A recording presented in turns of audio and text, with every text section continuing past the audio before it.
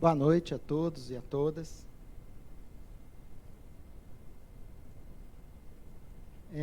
Com muita alegria, o Departamento de Arquitetura e Urbanismo da PUC Minas promove, de hoje até o dia 26 de outubro, a nossa série de conferências virtuais, de forma integrada entre as unidades da Praça da Liberdade e o campus Coração Eucarístico. E nesse semestre, nós desenvolveremos o segundo capítulo da temática Fragmentos do Sul Global, o todo desde as partes.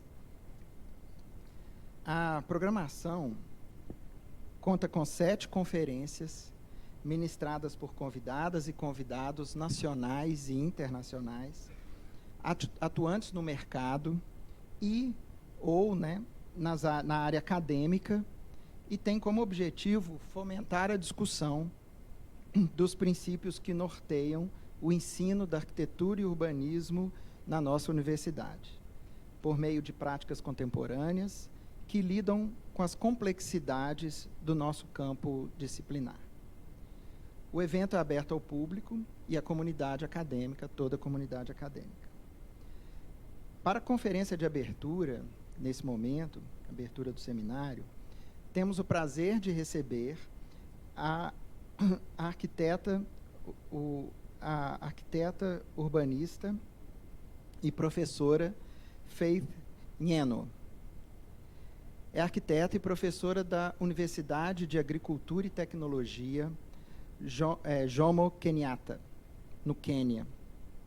Possui Ph.D. em arquitetura e mestrado em Estudos de Arquitetura Sustentável, ambos da Universidade de Sheffield, no Reino Unido.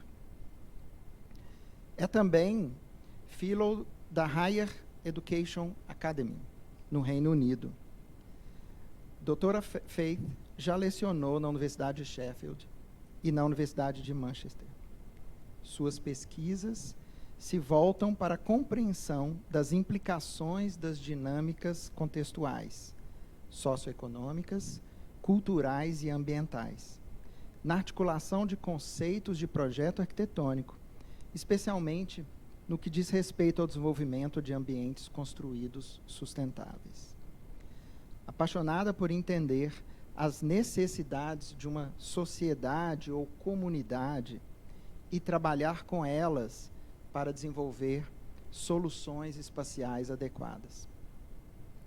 O tema da conferência de hoje é Arquiteturas Sustentáveis, rumo a um futuro sustentável autodeterminado. Agradeço novamente, imensamente, a participação da professora Faith e passo a palavra para ela. Um bom seminário e uma boa noite para todas e todas. Agradeço a presença de todo mundo. Uma boa apresentação, professora.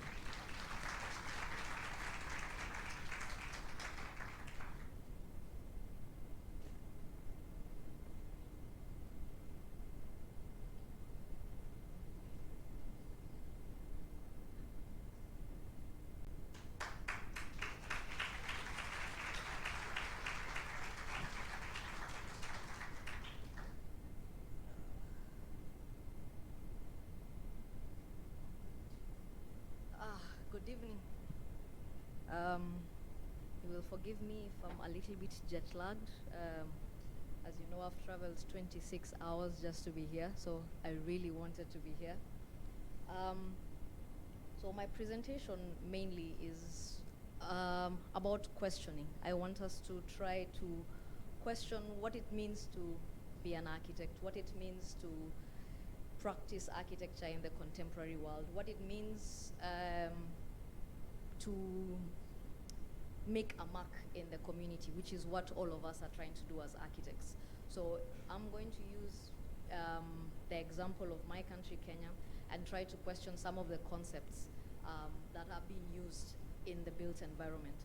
So what will happen is I'm going to take you through kind of the evolution of architecture in Nairobi, which is the capital city of Kenya, and then we're going to see mostly how the Western influence, what influence it has had on our architecture, and why it looks the way it looks. And I'll do this with respect to sustainable design because that's what we are talking about now. Everyone is talking about sustainable design, of course, with the climate change and everything else that is happening around us. So we'll look at how the West is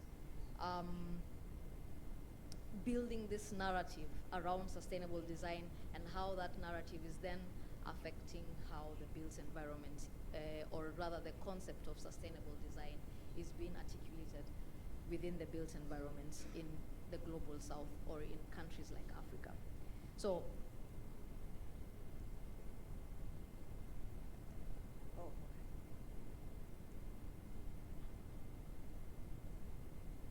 this does not seem to be going. Okay. So I'm going to start with a question I usually ask. I'm not sure whether it'll apply here, but this is perhaps the first academic question you're asked anywhere around the world. A4. Most of the time when I say A4, the whole crowd goes apple. So I don't know whether it's the same for you. So A4 apple.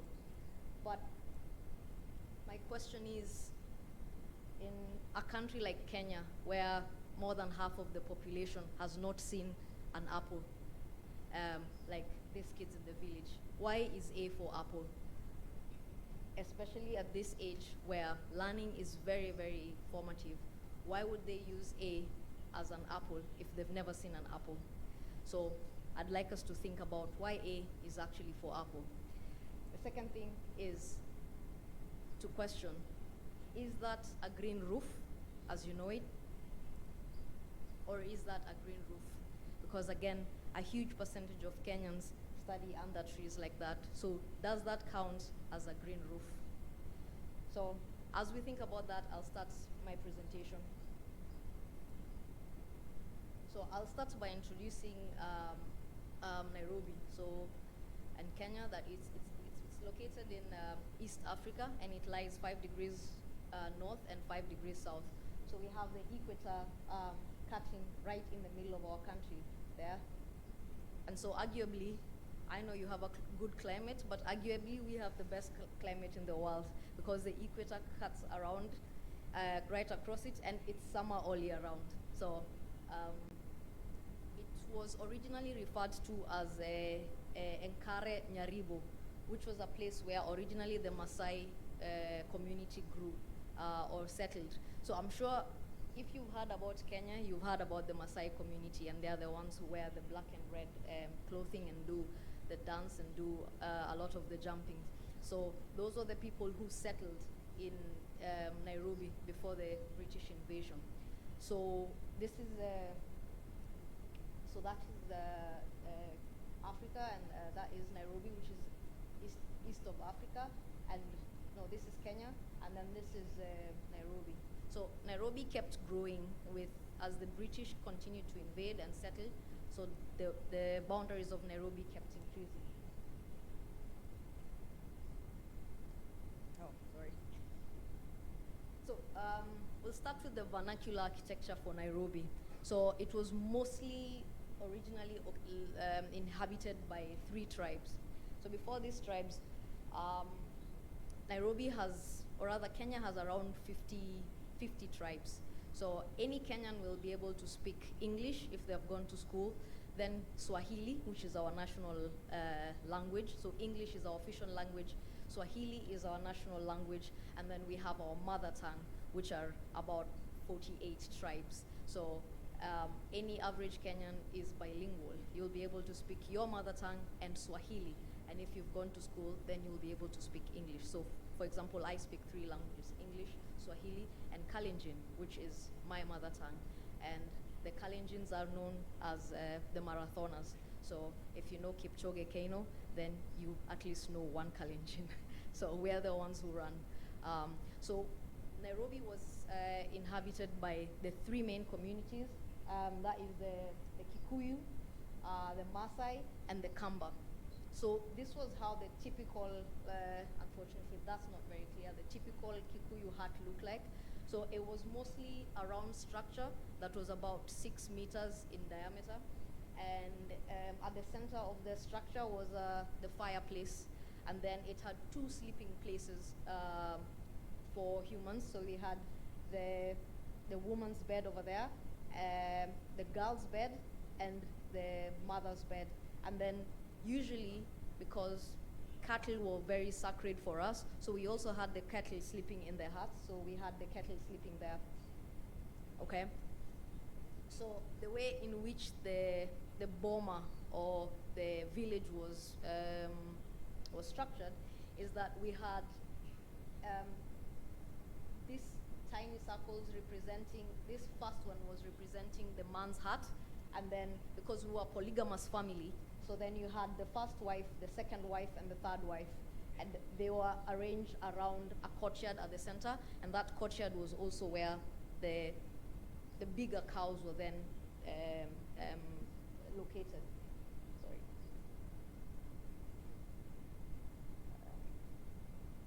Yeah, so, and then as the sons grew up, then they sprouted into just outside. So this is the first son who started to make his boma, and this is the second son who started to make his boma, and then it moved like that until you have a very large village. So ideally the houses were made of grass. They were circular, and they were made of grass thatch houses. So any of traditional housing was mostly done using that technology, and those exist to date. So even if you go to my village, yes, there are stone houses coming up, but we still have a lot of this mud structures still existing. Next we're gonna look at the Maasai vernacular architecture, which is very similar to the Kikuyu architecture, but it's more famous because the Maasai are more famous in the country. So Maasai were mainly pastoralists, so they were nomads that moved around the country, but they settled mostly in Nairobi and in Turkana. So their houses were strategically placed uphill, away from views. That was also for security. It was placed close to vegetation, so it camouflaged the homestead. And then they had to ensure there was a gentle slope, so that when it rained, then the feces from the cow dung would then be able to go downstream and not affect the house.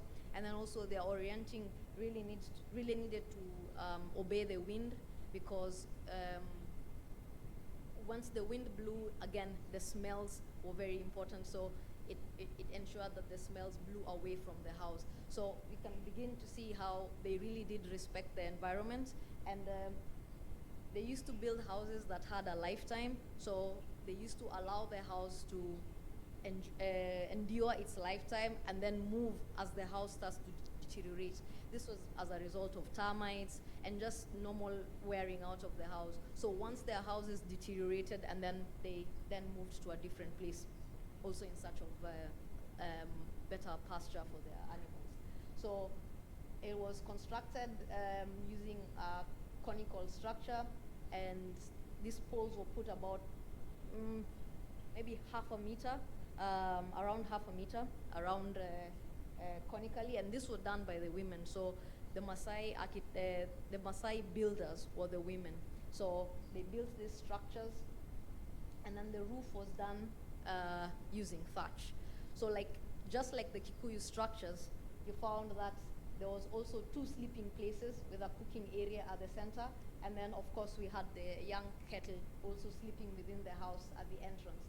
So you come into the house, and then immediately you'll find the young calves sleeping here, and then you have the cooking place at the center, and you have two sleeping places. And again, the houses were organized around the cow sheds at the center. So it was organized around a courtyard. So that was before the invasion of the British. So when the British then invaded, so Kenya was invaded by 3 countries. First it was the Portuguese who came, but they were really just setting a military base so that they can be able to trade, especially with India. And then they didn't last for very long before the Omani then came and conquered them. And then lastly, then the British came and settled down in Kenya, and they made Kenya the protectorate of the East Africa. So on August 8th in 1987, the building of the Uganda Railway. So there's a railway that goes all the way from the coast into Uganda, which is our neighboring country, and that is what sparked development within Nairobi. So the railway was built starting from 87, and because of this, it began to form the grid system in which the Nairobi city is now organized. So Nairobi is organized at a very strict grid system, and that started at the city center, and it continued to spread all around the city. So it had 4 major streets that are there to date. So of course, the first houses were then built by iron sheets, and most of these houses were for the Indians. So as part of the British invasions, they brought the Indians to Kenya to help build the railway. So one of the first structures was the Indian structures, and it was the bank. So in 1905, we had the first stone building, which was the Bank of India. So as the city grew, then we began to see different styles then come into the city, and that is still evident today. A lot of the buildings within the city center still have evidence of styles like the classical Renaissance, the Georgian style, and even the Art Nouveau. And you can see, like, this is the National Law Courts, which still exist exactly like this to date. So there are different styles that influenced the building, how we built during the periods of 1900s and 1950s. And then there was a shift.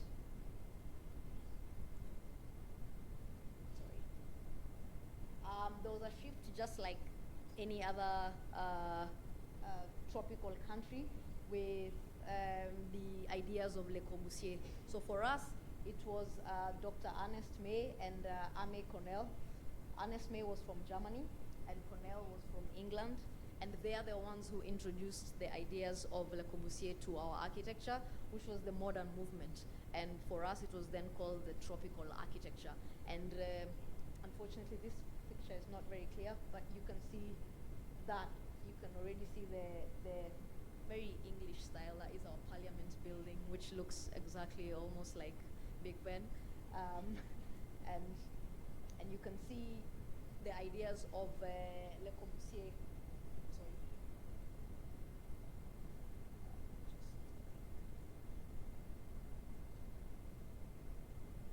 So it was heavily, there was the use of concrete, there was the use of the tiny windows in the facades. There were the very many columns and openings. So that then became the style that lasted for very long. So between 1950s and 1980s, we saw the modern movement, and for us, the tropical architecture. And that continues. There's still evidence of it to date. But then, of course, in the 1980s was the influence from what was termed as modern, which is what I call the glass architecture.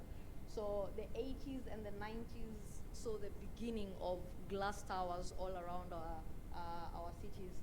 So this was replica of the temperate climate. And now, I mean, there was a lot of traveling from our architects and even arguably our clients. So then, because we're a very small industry now, there's a lot of, it's very easy to influence the architects as opposed to the other way around.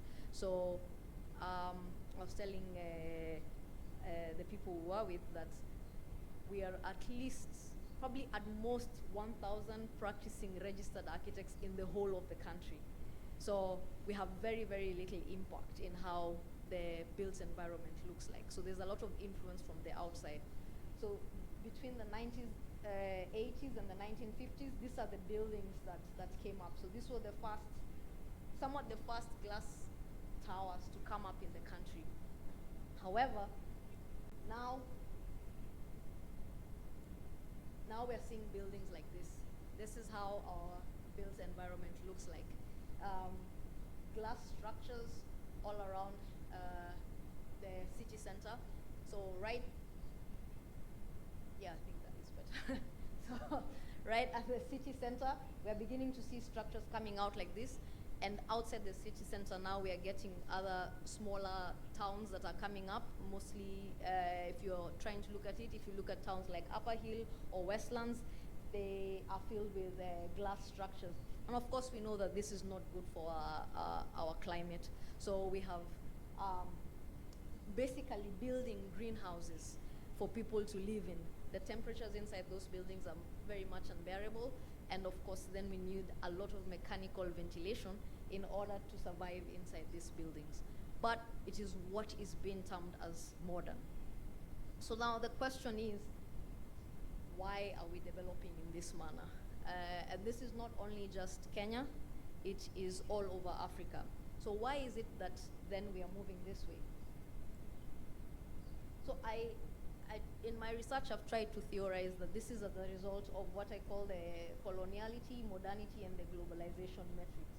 So this is as a kind of a Western long-term plan to colonize the global South.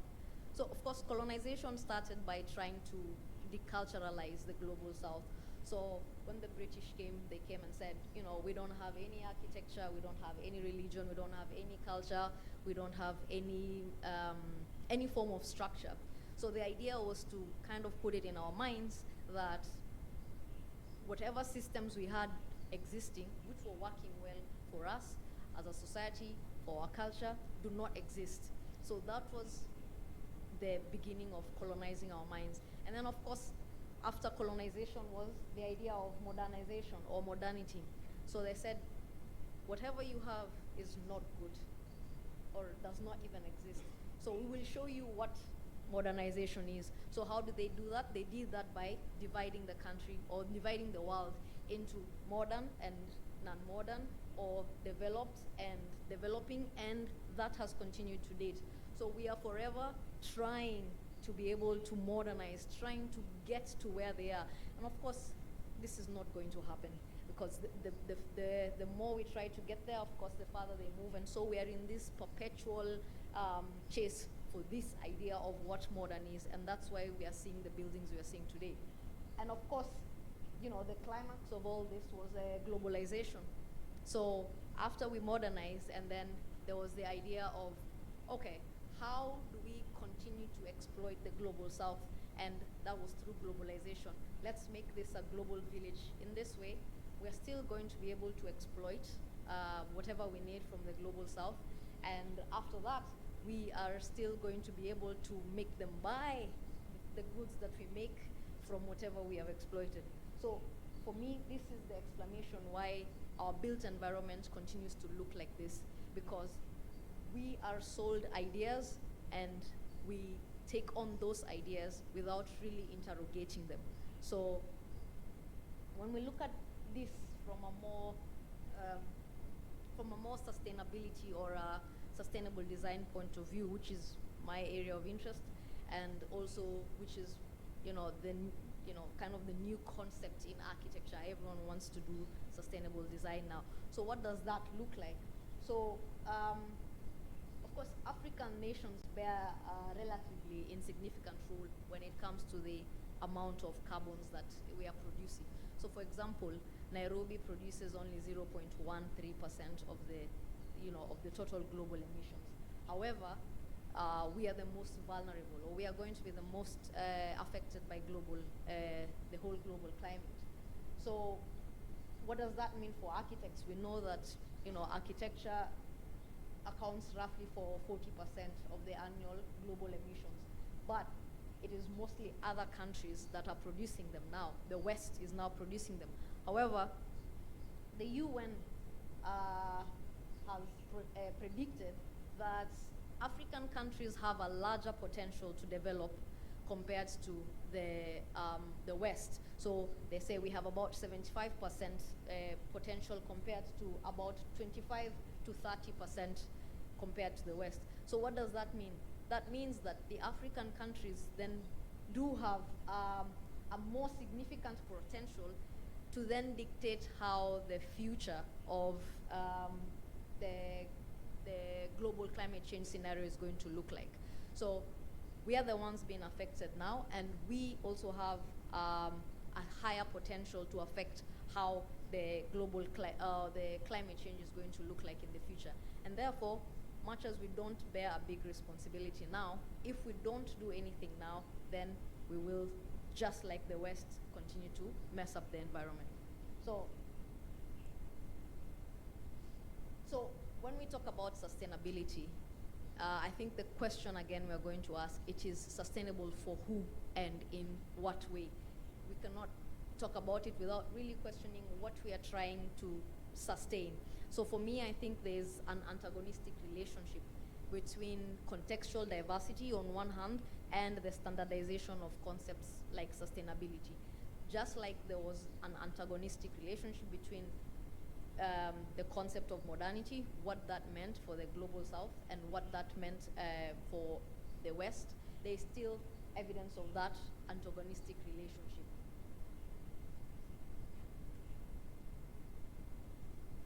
So the current discourse of sustainability, it depicts a disappointing lack of language, theoretical frameworks, and cultural references that are embedded in the common practices of Kenyans.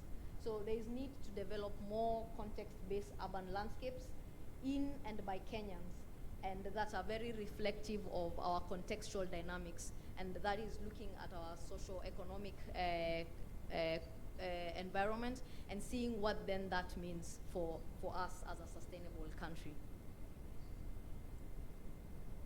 So right now when we talk about sustainability, when you look at the Western rhetoric of what sustainability means, we find words like this, mostly, carbon emission, certification, energy efficiency, simulation, energy, passive housing. But do these concepts or does this way of thinking apply to countries in the global south, which is what we are trying to question?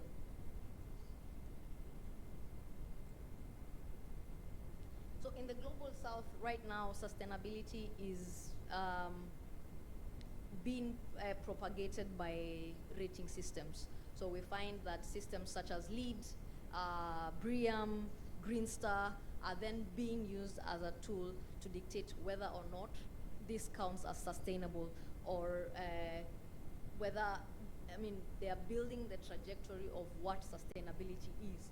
But the question is, are these tools that are developed in the West appropriate for countries in the global south like Kenya?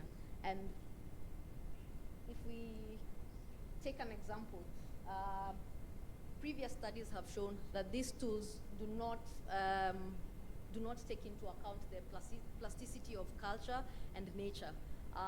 And there's need to recognize and analyze green buildings as contingent hybrids, inseparable from people and place, which a lot of these tools lack. They do not really consider the people that these buildings are being designed for and the place in which they are being designed. Also, the context in which these assessment methods have been designed profoundly affects the effective scope and emphasis and rigor of these assessment tools. Also, there's a qualitative contrast between the global south and the West, where these buildings are developed.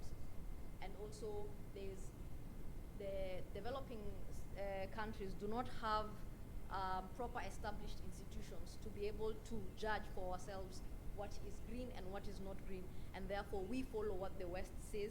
And I will show through a few case studies that this idea of following what the West says with regards to green is not effective for the global south.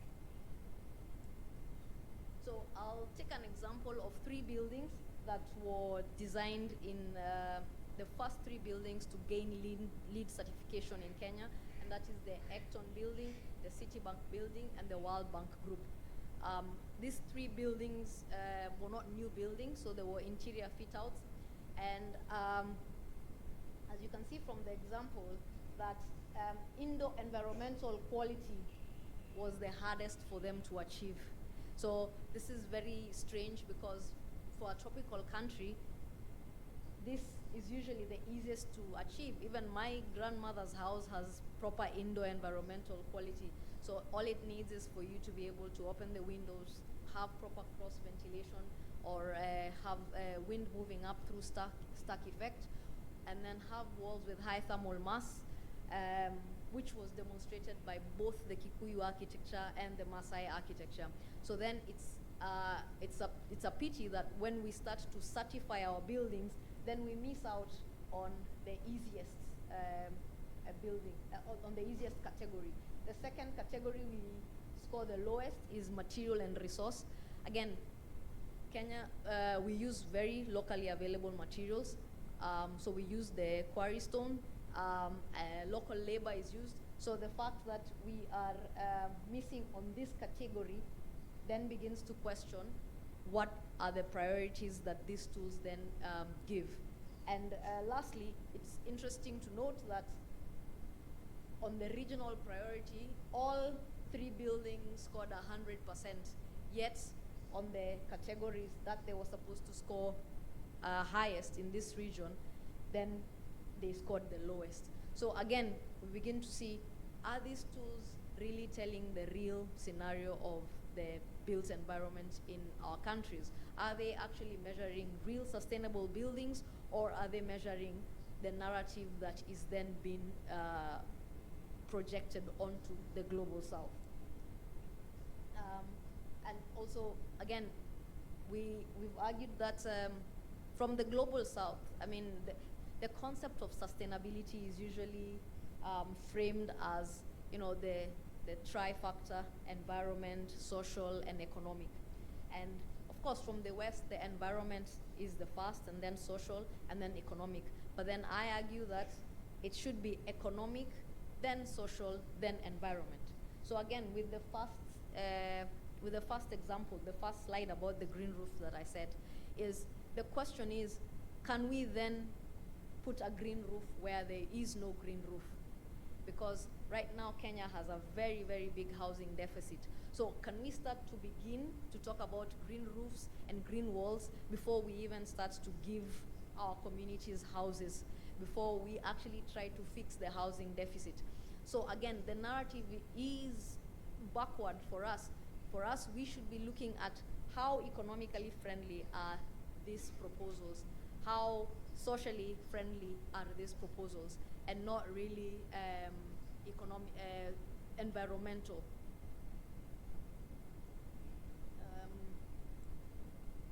So we'll look at just quickly a few case studies. So this is Strathmore Business School. What's interesting, it's the first building that attempted to become LEED certified from the scratch. And how this idea even came about is the client commissioned the architects, Lexicon and Ion, and they were allowed to go around the world to look at other business schools. So it was not only the first LEED certified school, but it was the first business school.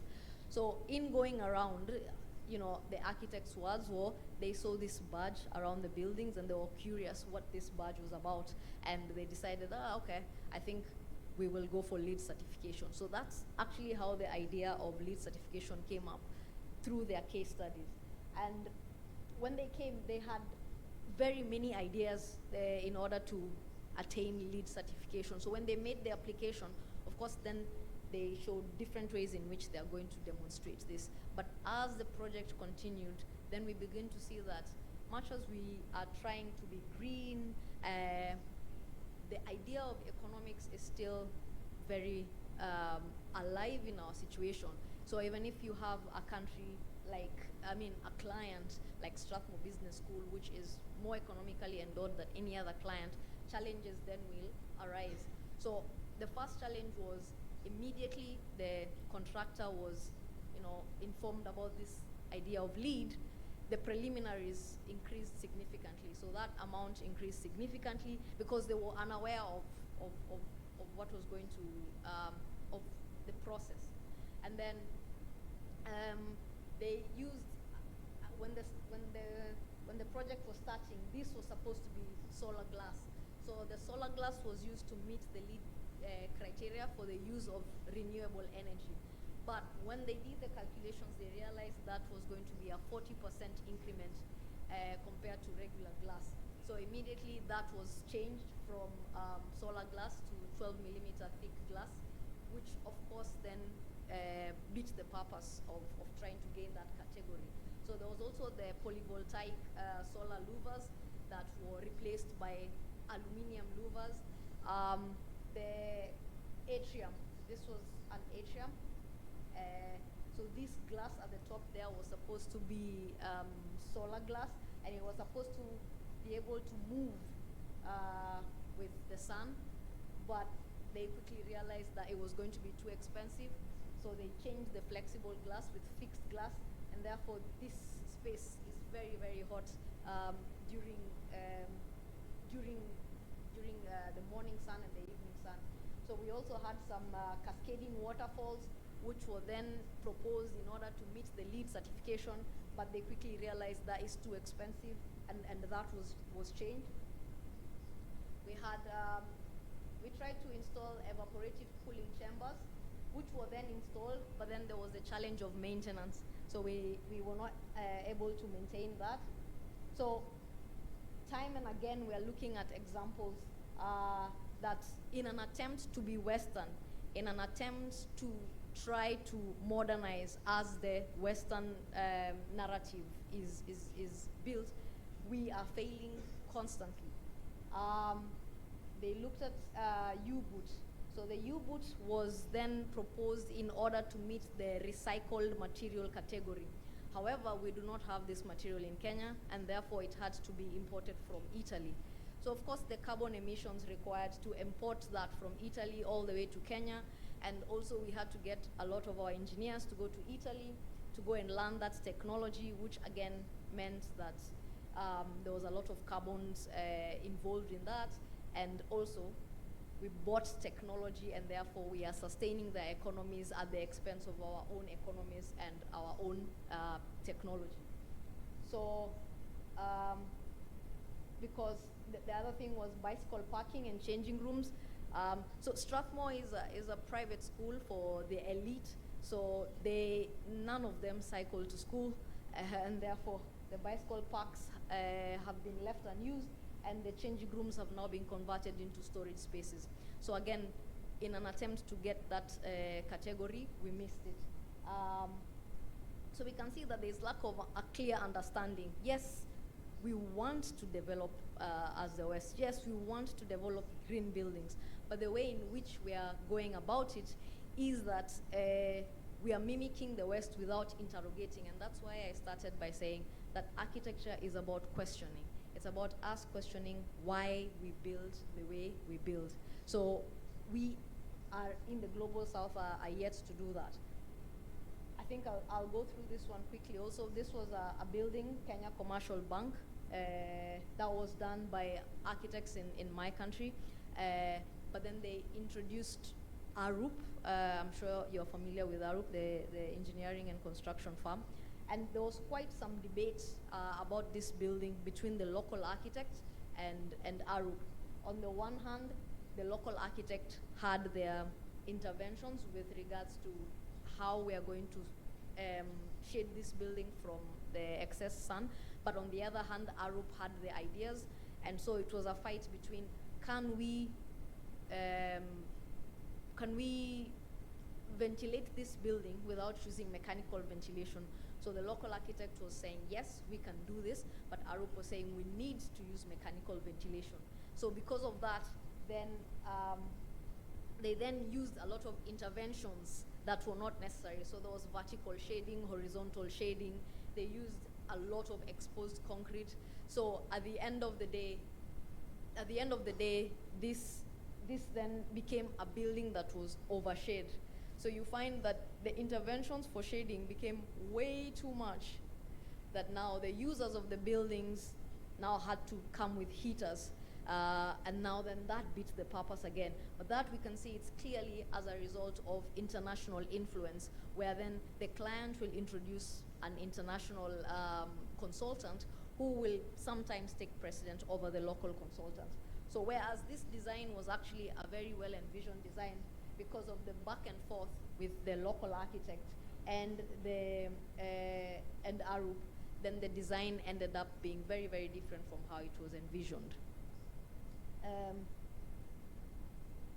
And lastly, this was a school that is in Kibera. For those who know, Kibera is the second largest slum in Africa after Soweto in South Africa. So this was just to illustrate. We've seen an office block for Kenya Commercial Bank that Arup has influenced, but now we're seeing a small, tiny school in a slum that have also invited Arup to advise on how that building is going to be designed. So you can see that then there's international influence in every facet of our building environment. Whether we're looking at the city or whether we're looking at the slum, there's still a lot of international influence on what counts as modern. However, this was done a bit different in that there was a lot of community involvement at the start, with a lot of, the community was considered the main stakeholders. So they held a lot of consultative meetings, but then at the end of the day, a lot of the ideas the community wanted was not in tandem with the financial, and after that, actually the financial pulled out at some point, and then it was left for the community to then kind of try to raise the funds for them to be able to develop the way they would like to develop, which is arguably more sustainable than the things that were then being proposed. So just to try and begin to summarize, we are seeing that international influence in countries in the global south are the result of three things. The international case studies, which is something I'm even trying to also fight in our universities, such that students will then have to have case studies that are local. And then there is the presence of international stakeholders like Arup and others, and also the use of international standards and assessment systems. So there are four systematic problems that can be identified. One is the maladaptation of the Western guidance of assessment, which we have seen. The second one is the misunderstanding of the local context. Every time we introduce somebody else to the context to try and fix this, then there is misunderstanding. And then that leads to poor ideological decisions making, then that leads to unintended consequences. And then there is the normative bias towards technological solutions for contextual problems. So because countries like Kenya and other countries in the global south have not developed technologically as much as the West. So anytime there's a bias towards technology, then it is very punitive to us because we do not have that technology, and then it means importing that technology from the West. And then lastly is the dominance of the economic concern that shapes the trajectory of sustainable design. So this just means it doesn't matter how much we try to make our buildings green and environmental, if they are not economically sustainable, if the solutions that then we are proposing are not environmentally sustainable, then it's going to be a losing battle.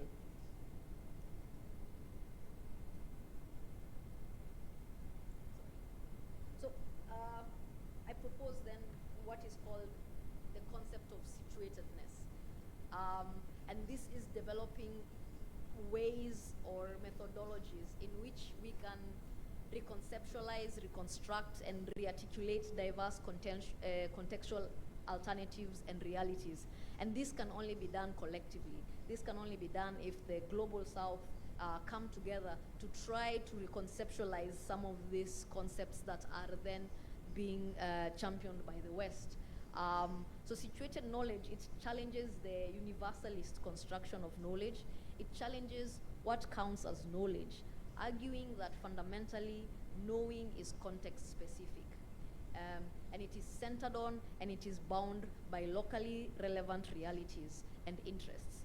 So if we do not take into account the priorities of the people of the Global South, then it really cannot be called sustainable.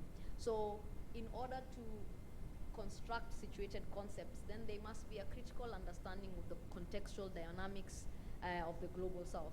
So this calls for the Global South to take agency, and to take agency urgently. So the presentation began by questioning perhaps the discourse of sustainability. And I think what I'm trying to say is that sustainability should be more about asking questions more than giving solutions, at least for the global south. It should be to try to understand what are their priorities and what are the realities in the global south, and then how do we solve those in a sustainable manner. So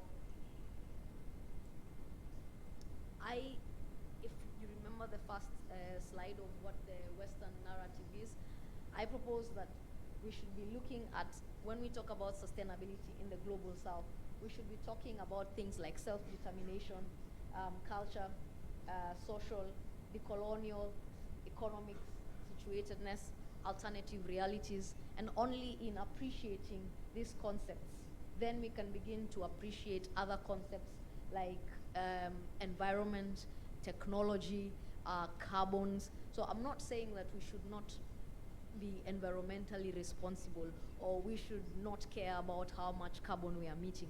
I'm just saying that before we talk about whatever the where the Western agenda is, can we look at some of the issues that are then facing the global south? So that maybe A can be for Africa and not necessarily Apple. And at the end of the day, this is what I call diversality as a universal project. Thank you.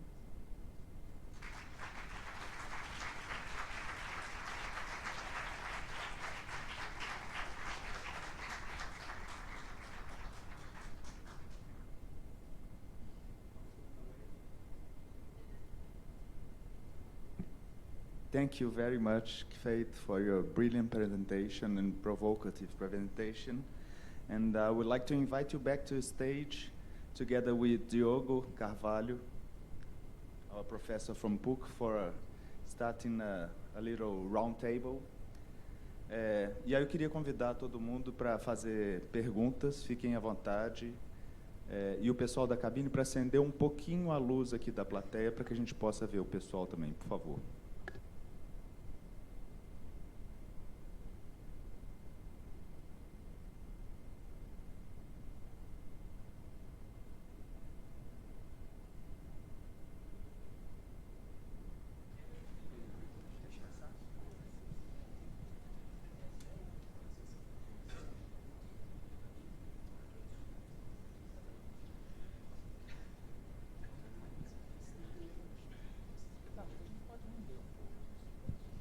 Então, pessoal, alguma pergunta da plateia? Tem algum microfone sem fio rodando por aí? Não? Então tá. Quem que pode ajudar a gente aqui?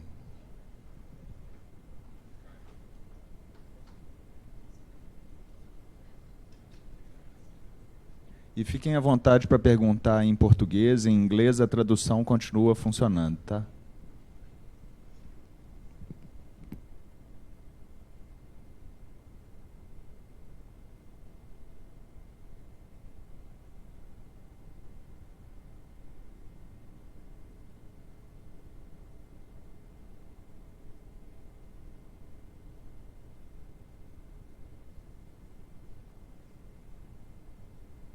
Começo eu, então. Faith, a doubt I had while you were describing the architecture scenery in Kenya is, being so few, do architects have a voice on the public discussions of relevant themes and city planning in Kenya? Sorry? Being so few, you said that in Kenya you have less than 1,000 architects in the whole country, probably, isn't it? So do architects have a voice on the public discussions over relevant themes and mainly on city planning and architecture in Kenya? Because in Brazil it's sometimes very hard for us to be heard, I don't know, in instances of power. How is that, being you so few? I think it's the same as Brazil. We are few and still very young. So for example, I'm architect 1561. So that means not only are we few, but architecture is still very young. So it's still quite a cottage industry. So our firms, probably one of the largest firm will probably have 10 partners in total, and most of us are practicing maybe on our own or probably just 2 partners. So now is when we are beginning to have some power with our association, but it's still very, very difficult. So we have what we call the BORACS, which is the Board of Architects and Registered Quantity Surveyors in Kenya, and then we have the Architectural Association of Kenya. So I think similar to you, the power is still very little, and also because of the rapid urbanization, we find that 80, maybe 90% of the buildings that are coming up in the country are not designed and supervised by architects or engineers, and therefore this becomes very difficult even for the municipalities or the council to be able to supervise those buildings or control development. So I think that's the challenge that we are facing, because we are younger and the voice is small, and there is the idea of rapid urbanization, then yeah, just like you, still quite a challenge. Yeah.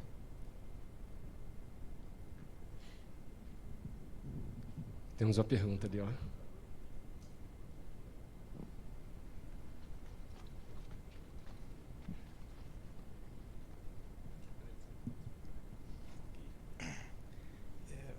Não sei falar meu período em inglês, não, tá?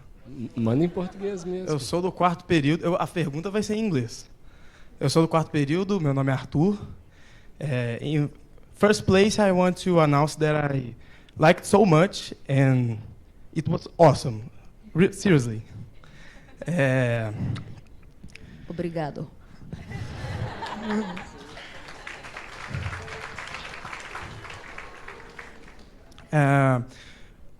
I want to ask you what is the first question to propose in an architectural project, in terms of sustainability? You said we need to go back and question sustainability for who, and how can I, as an early architect, can make this in my first project? Because it's so complex. Because you are graduated and have most experience. Obrigado, Emanuel. And you have so many experiences. How can me, as an early architect, can I do 1% of this? Well, okay, I'd say just as you've asked, sustainable for who? So it is to understand who is your who. Because you're designing for people and for place. So as an architect or as an early architect, as long as you understand the people you are designing for and the place in which those people are situated, that is the beginning of sustainability. So understand your client very, very well. Understand the environment in which you're going to situate your building very, very well. And then you begin to propose solutions. So the problem with us architects is that we sometimes are know-it-alls. So we speak to the client, but we already know what we want to design. So I would say, as a good architect, then you should be a conduit, almost a conduit to the ideas of the client. So it's for you to understand what really does the client want, what is the lifestyle of the client. In understanding that, then you will begin to, your 1% that you want will be more than 1% if you understand the client well. Yeah. Thank you so much.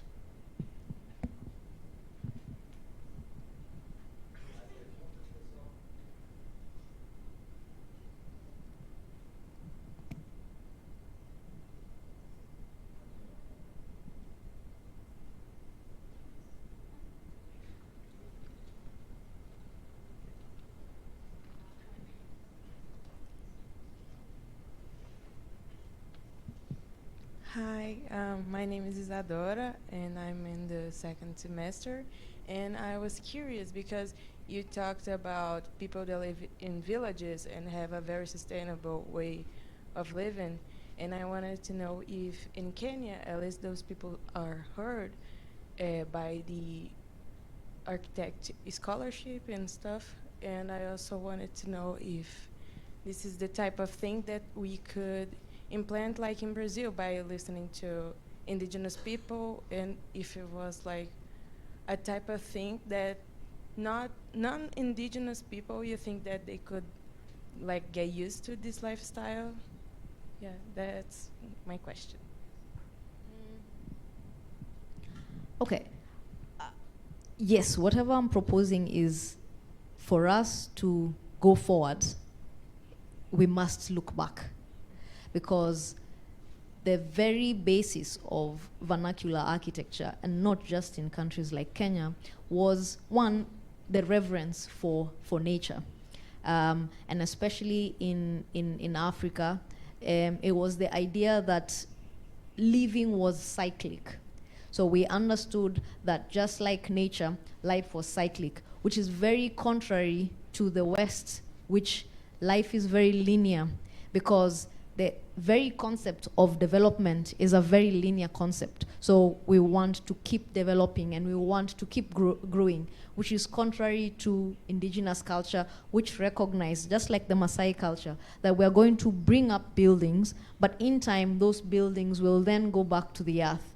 And that is actually what vernacular architecture is. So in realizing, one, the reverence for nature is the beginning to understand sustainability. And the other thing is also the reverence for each other, which is a part, which is again what the West has done, has kind of divided the human from nature, but humans are part of nature. And that one in the African culture is what we call the Ubuntu. So I am because we are. So once we realize that the capitalistic selfishness of I want to develop at your expense. So once we put those two together, where we have reverence for nature and we have reverence for each other, that means going back to the fundamentals. And I think that is one of the reasons why this conference or this seminar really attracted me, is that if the Global South can come together and look back at how we developed and see how that can influence our architecture now. So by all means, I'm not saying that we go back to living in my grandmother's hut. That might not be possible. Might be ideal, but that might not be possible. But can we borrow some of their thinking or some of their ways in which they constructed knowledge to then use it to construct knowledge in the contemporary world? So I think to answer your question, yes, I think going back and interrogating our vernacular architecture and epistemologies and knowledge, ways in which we formed knowledge, would then begin to inform what sustainability would look like in the present day. Yeah. Thank you.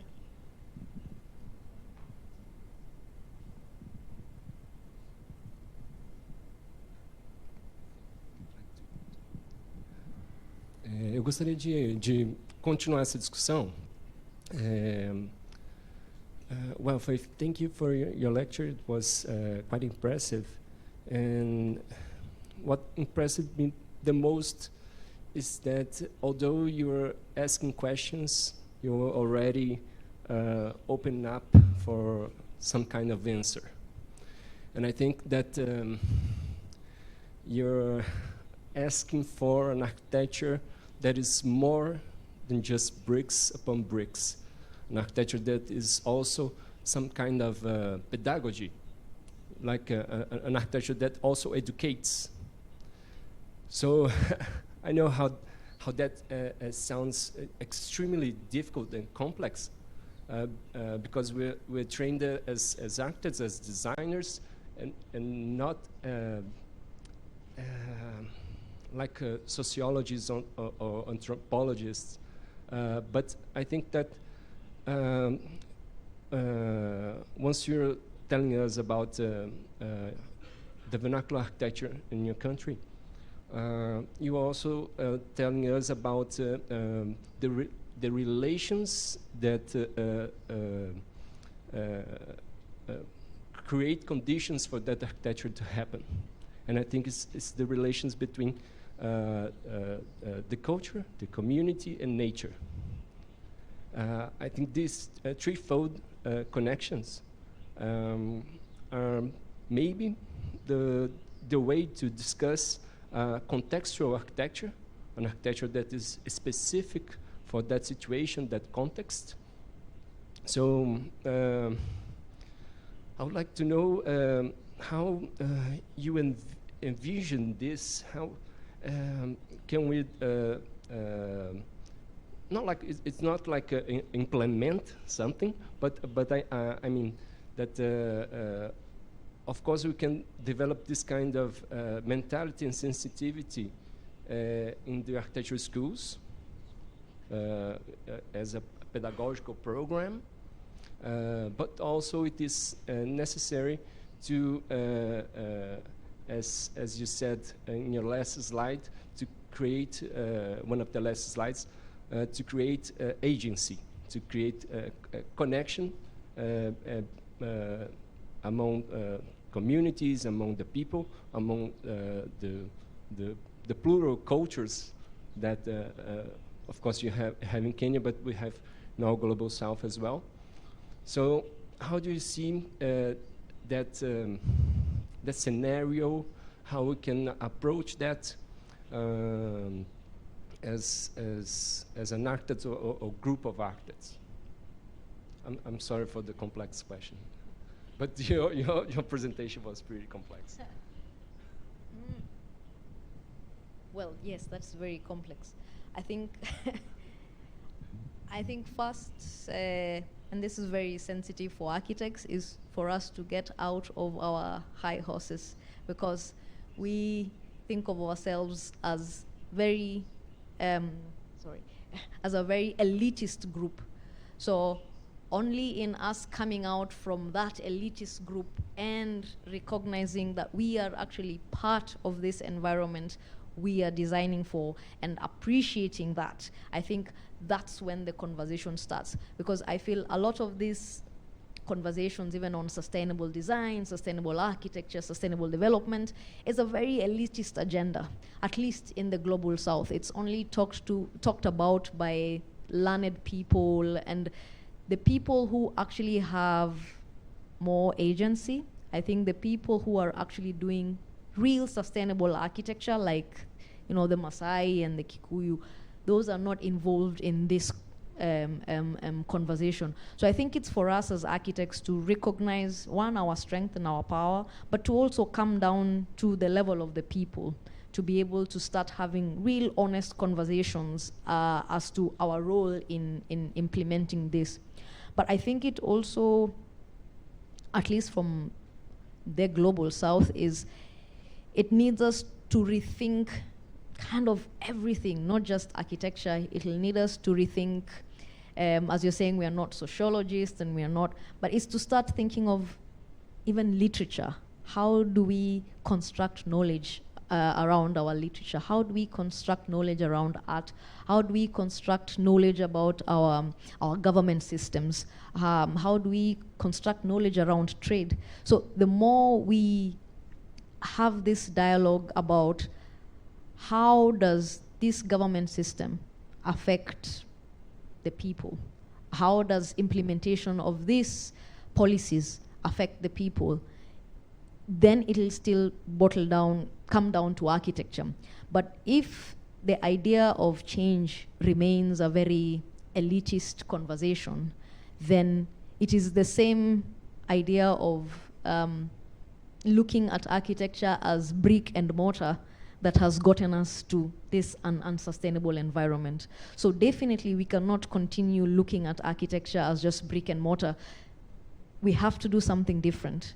And we know that this unsustainable environment came immediately after we abandoned people and place and went for development, which then changed architecture into brick and mortar.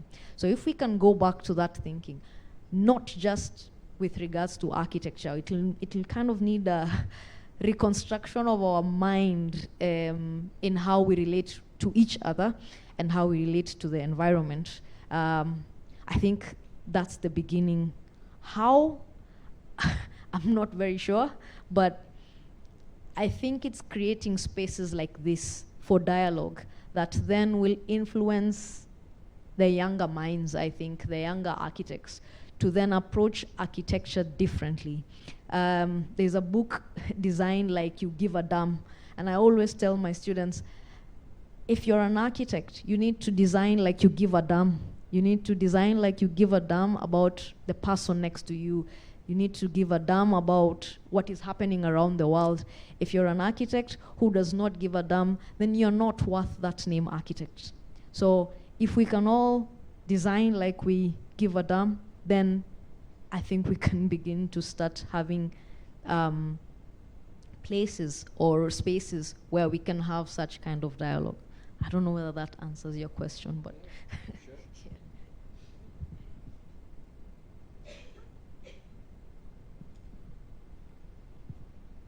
Sure. Eu queria palmas para essa resposta.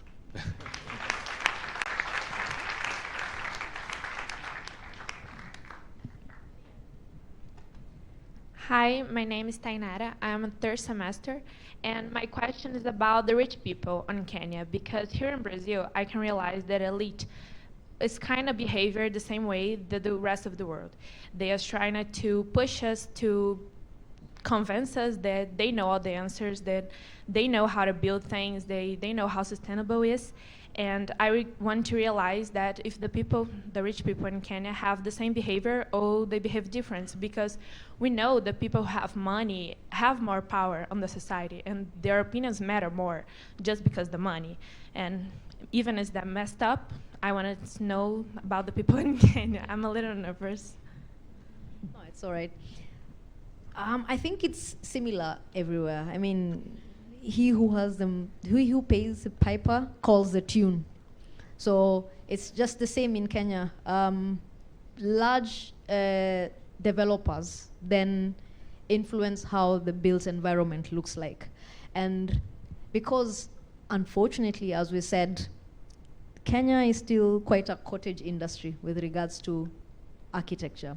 So if a client comes to me and says, I want 18-story glass structure, and then I say, no, my morals will not allow me, they'll go to the next person, and that person is going to build. So the reasoning is like, I might as well put food on the table. So unfortunately, that's with everything. So I mean, even I have been guilty in my younger years of building buildings that I'm ashamed to associate myself with right now.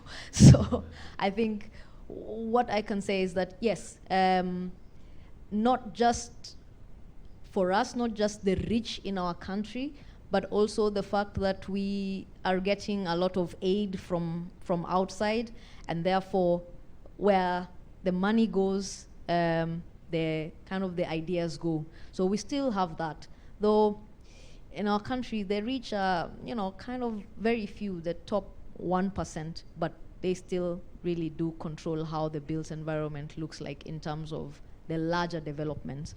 And then something that I forgot to mention, you know, we had the British invasion, and now we have what we are calling the Chinese invasion, because now, again, it's all about money. Now, we have moved from getting money from the World Bank and IMF, and now we're getting money from China. And therefore, they have a big say in how our built environment looks like, especially our residential market, because a lot of our residential markets were low-rise. We had buildings 4 stories at the very most with regards to residential. But because the Chinese then are pouring money into the country, then we are having buildings of even up to 18 stories and 400 people in the same infrastructure that was then supposed to be for 12 people. We are having 400 people coming out. So you can imagine, even in the morning, when people are coming out to the office, there's about 300 cars coming out on a 2-lane road. So yes, the elite and the people with money still really largely control how the built environment works. And that's why I say it has to be a collective sort of effort. I don't think one country can do it on its own, because every country is fighting with their elite. But if we, as a university, or as the research institutions, come together and start kind of radical movements to fight whatever is happening, because only with that radical can we fight the power of money. So there has to be some radical shift that I think begins at the universities, having conversations like this, having people like you realizing that there is a problem with this, rich elite, and how can I, as a third year or third semester architectural student, change that? What is, as he asked, what is my 1% contribution to this? So the more we have this dialogue, the more younger minds then begin to look at things a bit differently. Yeah. Thank you.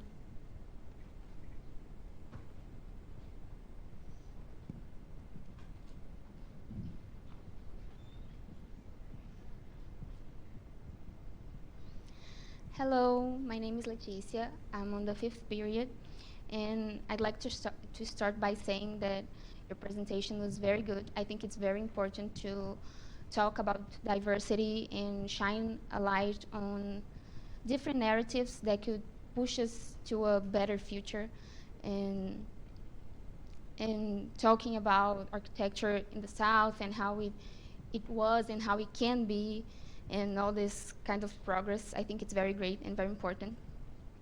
And I also would like to say that you started the presentation saying A4, and you finished saying A for Africa. I think it could also be A for architecture, because it's a very common thing. It's supposed to be for everyone. It's supposed to be simple and accessible. So A for architecture as well, because it's not, as you said, it's not something supposed to be elitist, and that's that. And my question is, you said that we should take influence from the architecture from earlier architecture, that it's from nature and it's made to go back to nature. But how can we build things that are from nature and are supposed to last? Or if it isn't supposed to last, because should we be trying to build an architecture that is cyclical, that we can adapt to the time that we're living in the future we can adapt again, or if it should be something that can be made to last? Well, I think lasting in this case is relative. So, the whole concept of sustainable design has had this idea of, cradle to cradle.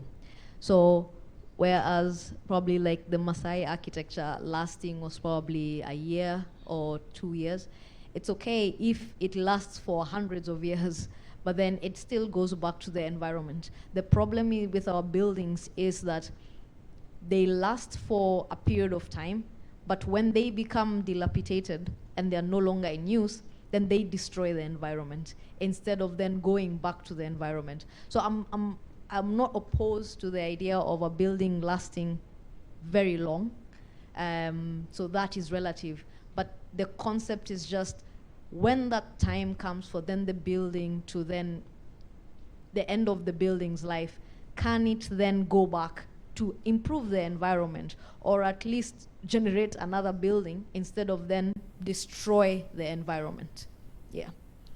And I think outside your question, I like what you said in terms of creating those, I think, learning your take home from learning from others. And I think one of the things I feel probably a challenge to the teaching staff is that a lot of times when we look at case studies or when we are trying to learn about architecture, of course we look at, the Le Corbusiers, the Frank Gehry's, and, the big architects. But, it would be a challenge for us to then begin to, as a staff, look at architects from Africa, try to know what is happening in Africa, because it's unfortunate that we don't know what is happening within the global south. But if I ask you about Calatrava, you're gonna tell me about Gehry, you're gonna tell me about Le Corbusier. But then if I ask you about Francis Kere, maybe you might not be able, some of you might. Or if I ask you about other African architects, you might not be able. So again, I think the success of this is that maybe next time when you're doing a brief, that you include Maasai architecture, that you include architecture from South Africa, that you look at the Dogon architecture and how Dogon kingdom came about, that you look at architecture from Botswana and see what that is about. So to begin to expose our students from, from my side, instead of looking at, architecture in Germany, and to start looking at architecture in Colombia now, because I've met somebody from Bogota and now I'm interested in the architecture. So the more that we make our architecture relevant, because the West has made their architecture relevant through their narratives. So the only way you can make Kenyan architecture relevant is if there's a studio in Brazil that is looking at Kenyan architecture and saying that Kenyans actually have something to offer with regards to sustainable architecture, with regards to the built environment, and then Tanzanians have something to offer, and South Africans have something to offer, and the Indians have something to offer. So if we ourselves recognize our agency to begin with, because we are not doing that, we're expecting the West to recognize our agency, but we among ourselves are not doing that, at least not enough. I mean, I do congratulate PUC for this, because it's kind of now beginning to recognize the agency that the Global South has. So the more we do that, the more we make our architectures relevant, and the more we strengthen it. Yeah. And I also think that the European architecture is very important, but was very important because it was made. The basics of it was made a long time ago, when there was no really a demand, a problem, a discussion to be had about architecture. And now with the state of the world and climate change and humanitarian demands, we have a new focus that we need to shift to, and these new perspectives from these new countries, from the Global South, can bring a lot more to the table, I think, than Western and European, because, as you said, we have much more.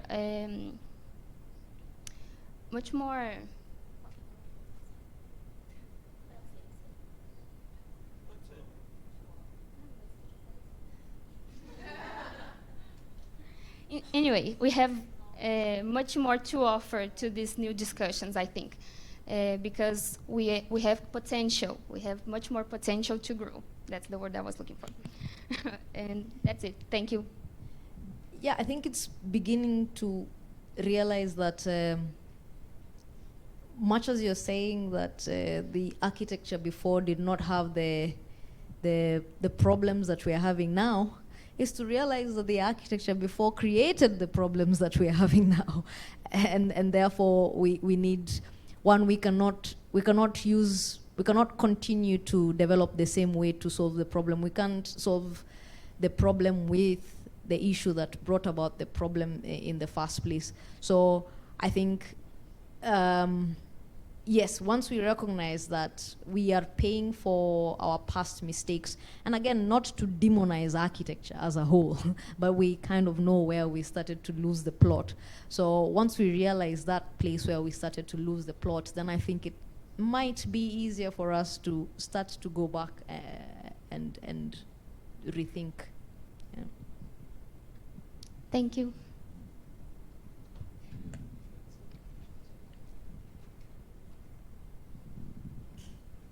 Mais alguma pergunta para encerrar ou ficamos por aqui?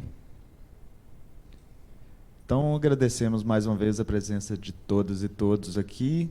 E aproveitando para divulgar as próximas palestras, né? Amanhã temos Lucia Pedrana, curadora italiana do European Cultural Center, na palestra online às 17 horas.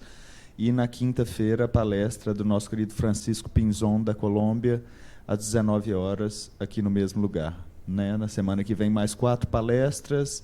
Júlia Rebouças, presencial na segunda, no Teatro João Pedro II, no Corel. Terça, Luiz Felipe Gonzalez, do Chile, falando sobre construção em madeira com robôs. Na quarta-feira, Aparna Dareshwar, do escritório Samip Padore Associates, da Índia. E, na quinta-feira, o encerramento com Cristina Lopes Uribe, da Universidade Nacional Autônoma do México, também no Teatro João Pedro II. Contamos com a presença de todo mundo e obrigado mais uma vez.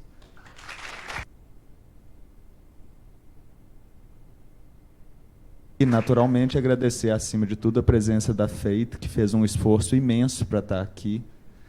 Obrigado mais uma vez. Thank you very much.